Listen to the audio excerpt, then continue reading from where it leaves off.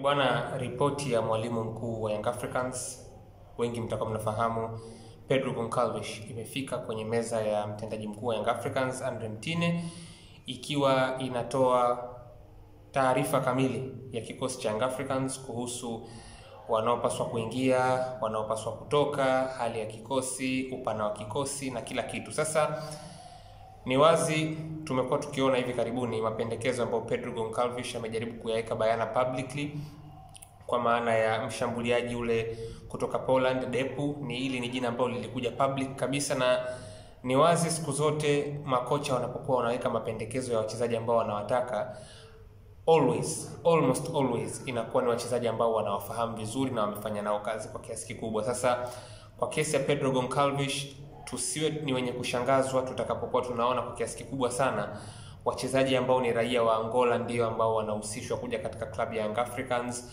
kwa mapendekezo yake mwenyewe binafsi, akiwemo Depu ambaye tayari hili jina limeshakuwa ni lenye kuenea kwa kiasi kikubwa sana. Mimi kwa utafiti ambao nimeufanya na kwa kufuatilia kwangu, nimekuja kupishana na jina la winga wa kulia wa klabu ya Sagrada Esperança ya pale Angola. Huyu anafahamika kama Simone Eduardo Asa Miranda, almaarufu kama Lepua.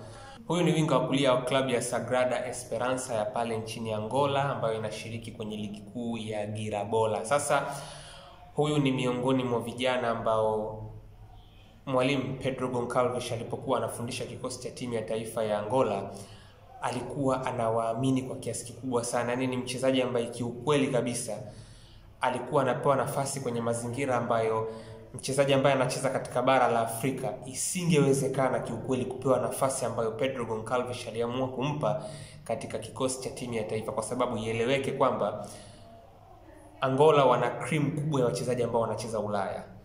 Tena hasa kwenye attacking position wana cream ya kutosha, yani wana wachezaji wenye uwezo mkubwa, wengi wanaopata malisho yao katika bara la Ulaya. Lakini kwenda kupata kijana ambaye anacheza katika ligi ya ndani na akawa ameitwa kwa mara ya kwanza na akawa anapata uhakika wa kuanza tena kwenye michezo ya kufuzu kombe la dunia, hiyo peke yake inapaswa ikwambie ni kwa kiasi gani Pedro Goncalves anauamini uwezo wa Lepua ambaye ni winga wa kulia wa klabu ya Sagrada Esperança. Mwaka 2021 kwenye michezo ya kufuzu kwenda kwenye kombe la dunia la Qatar 2022, kwenye kikosi cha wachezaji ambao Pedro Goncalves aliwaita kwa ajili ya kuja kushiriki kwenye michezo ya timu ya taifa ya Angola, jina la Lepua lilikuwepo. Na sio tu lilikuwepo, alicheza michezo 5 kati ya 6 ya kufuzu kwenye kundi F ambalo Angola walikuwepo kwa ajili ya kwenda kwenye kombe la dunia. Imagine Angola yenye mawinga kama kina Zito Luvumbo, Manuel Benson pamoja na Chico Banza. Huyu Zito Luvumbo anacheza Cagliari, au kina Manuel Benson. Huyu Manuel Benson anacheza Swansea City hivi sasa akiwa ametolewa kwa mkopo kutoka Burnley. Hawa ni mawinga ambao walikuwa wameitwa na wao kwenye kikosi cha timu ya taifa ya Angola kipindi hicho. Lakini Lepua ambaye ni mchezaji wa ndani pale pale Angola katika klabu ya Sagrada Esperança, sio tu aliitwa, lakini katika michezo 5 kati ya 6 ambayo Angola walicheza ya kufuzu kwenda kwenye kombe la dunia la mwaka 2022, yeye alicheza vya kutosha, na kuna mchezo alizima dakika zote 90 akiwa anacheza kama kiungo wakati. Ulikuwa ni mchezo dhidi ya Sierra Leone ambao Angola walipata ushindi wa goli 3-1. Lepua alizima kama kiungo wakati kwa dakika 90.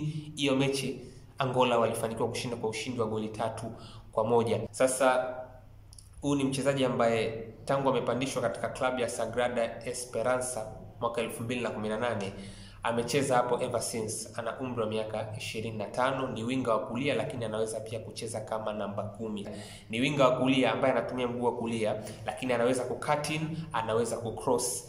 Then ukiniuliza mimi, nafikiri kwa 100% ni boresho juu ya kina Edmund, Ofen Chikola pamoja na Celestine Ekua. Yani huyu ni upgrade juu ya wale waliopo.